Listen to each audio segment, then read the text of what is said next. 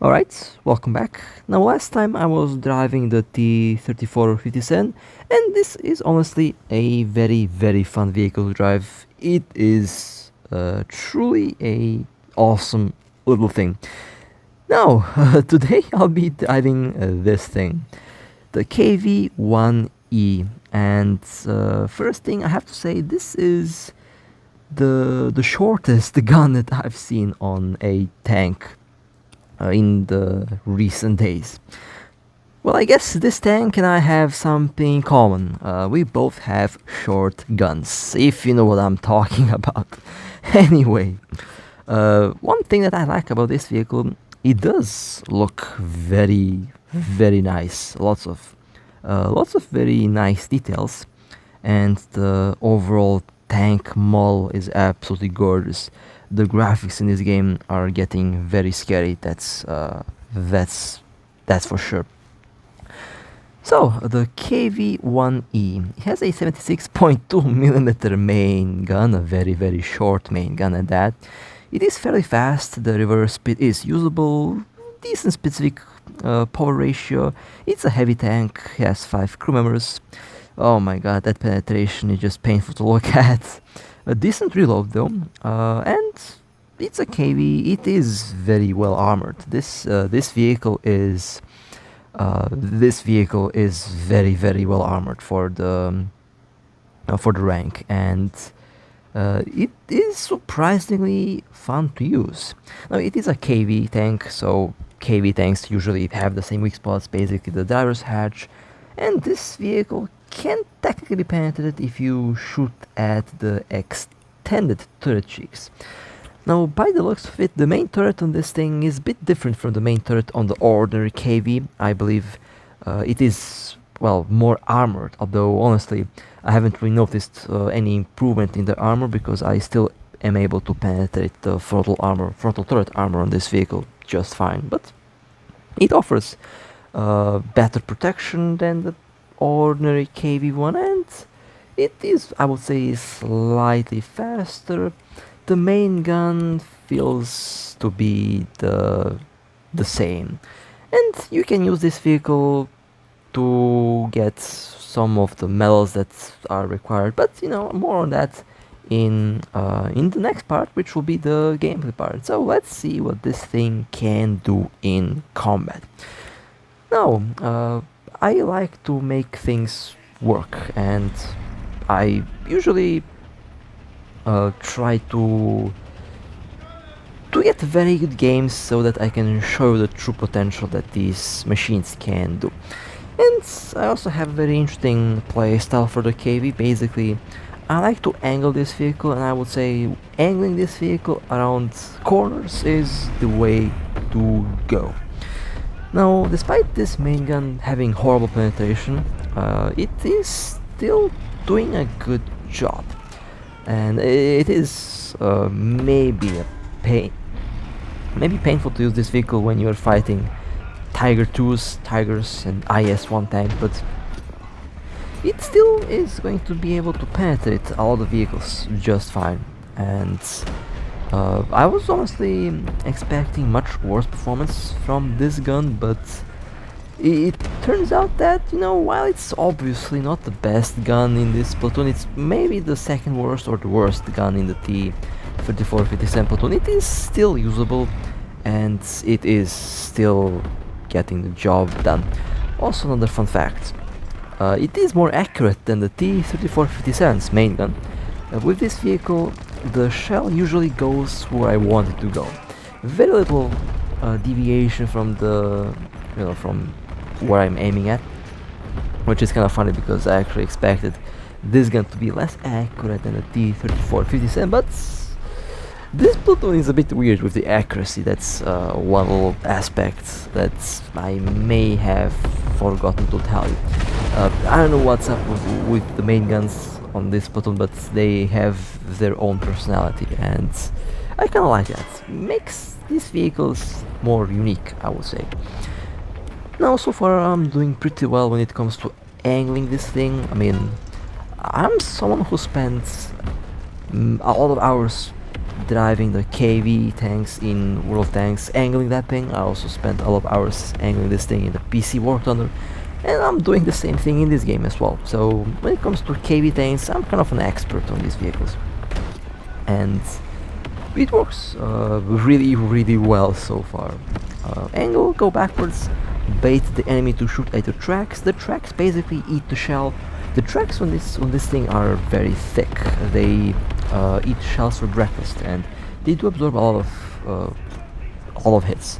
You can bounce. You can absorb heat shells with the tracks because heat shells usually stop when they hit the tracks. You can bounce all AP shells. Very little can go through the angled KV. Even when you are fighting with higher tier vehicles, they still will have trouble to go through your armor if you angle it correctly. Although you would want to hide the frontal turret armor, because they will be able to go through your turret armor. So angling the hull definitely the way to go, and this vehicle and other KV tanks are very good at it. Not really exclusive to the KV tanks, it works on a lot of vehicles. It works on the IS line of vehicles, works on some of the German vehicles. It works generally on a lot of vehicles in low tier. In high tier it might work, but you really have to be careful, since APFSDS shells and ATGMs in high tier just go through anything in most cases. There are some vehicles that have protection against that, but in most cases you don't want to rely on armor in high tier. In low tier you can rely on armor. It's definitely, I would say, in some cases more fun, because here a lot of tactics can easily be applied, and as you can see, so far it works. Having a very chill little run with the KV-1E, and here you can take a look at the 1E and at the other KV. There's a little differences between the vehicles. Definitely a different hull. A slightly modified hull, I would say. But generally speaking, about the same vehicles, just with more. This thing has more armor.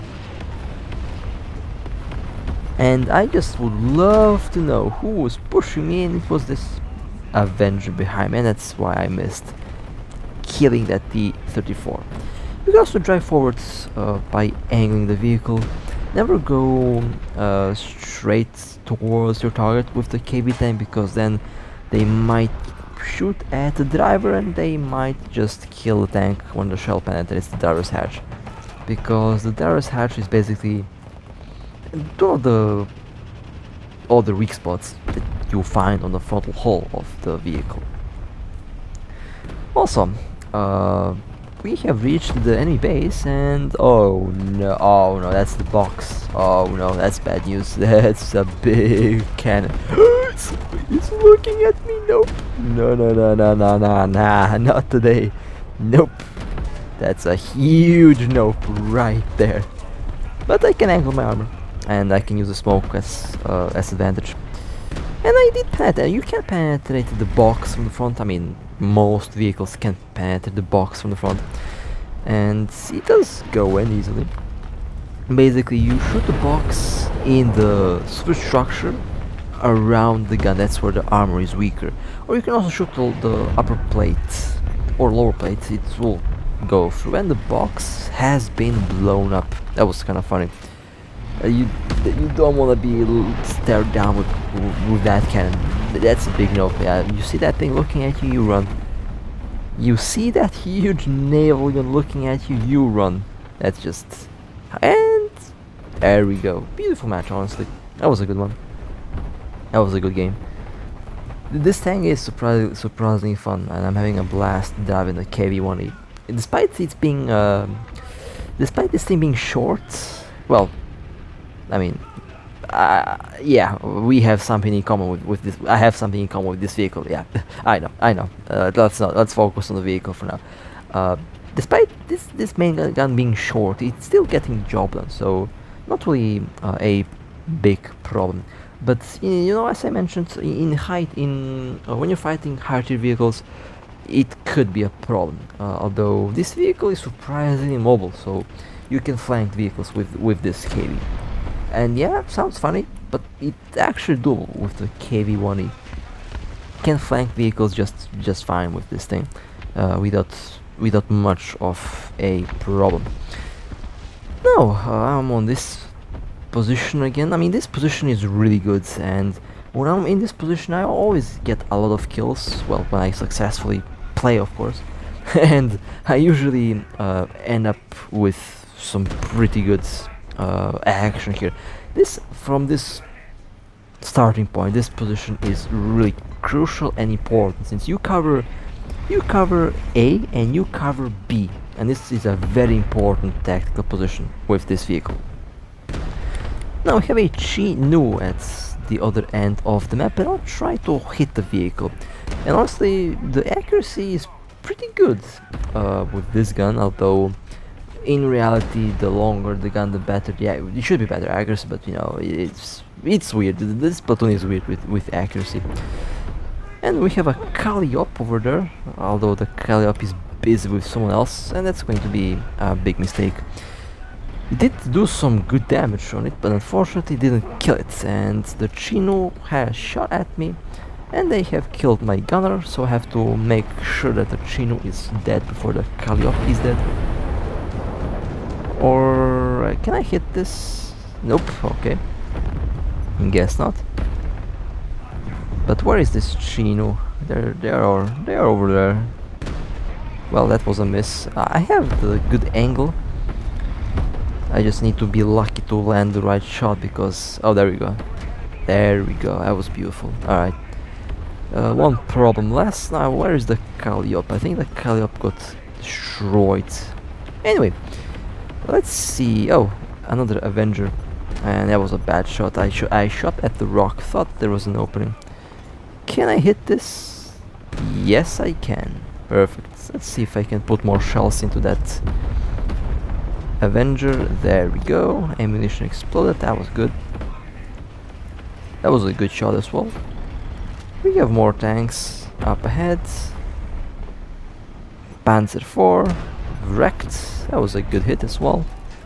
As we can see, the 76.2 does more damage than the 57, although the 57 has more penetration, so I guess in a way they're balanced out.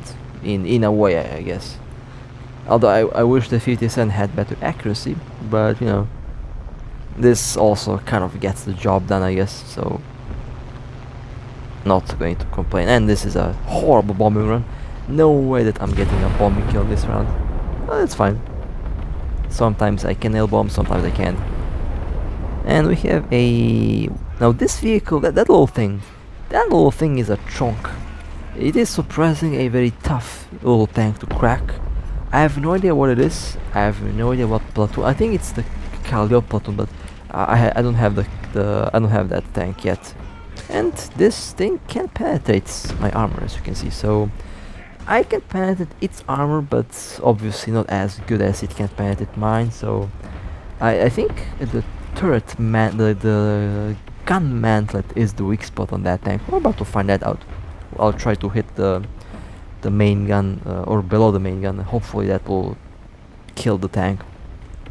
I just got that idea. I've personally rarely seen that vehicle in action, so I guess one thing that I can do is try to figure out where the weak spot is, and I always like to figure out where weak spots on enemy tanks are, especially with a cannon with low penetration. Should be quite the challenge that I should be able to pull off. Alright, so I have baited them to shoot at me, and they missed. That's why I like the KV. You just bait them to shoot at your rear. And let's see. Alright, it hit, but didn't really go where I was aiming at. I hit the frontal plate. If I manage to hit just a bit above the frontal plate, I might be able to kill it, but I'm about to find that out. There we go, exactly where I want to. Alright, okay, it works. Alright, good to know. So that's where I will shoot that vehicle from now on when I'm facing. It's just a bit below the gun, and it should disable the vehicle in one or at least 2 hits. Well, we are definitely winning the match. I have 6 kills, pretty good score, honestly. Can't complain about that. I also, as you can see, I'm playing on medium settings again. I just, you know, maximum settings is nice and all, but I can't see anything. So yeah, medium settings is the way to go, because no grass, no obstacles that will prevent you from aiming properly.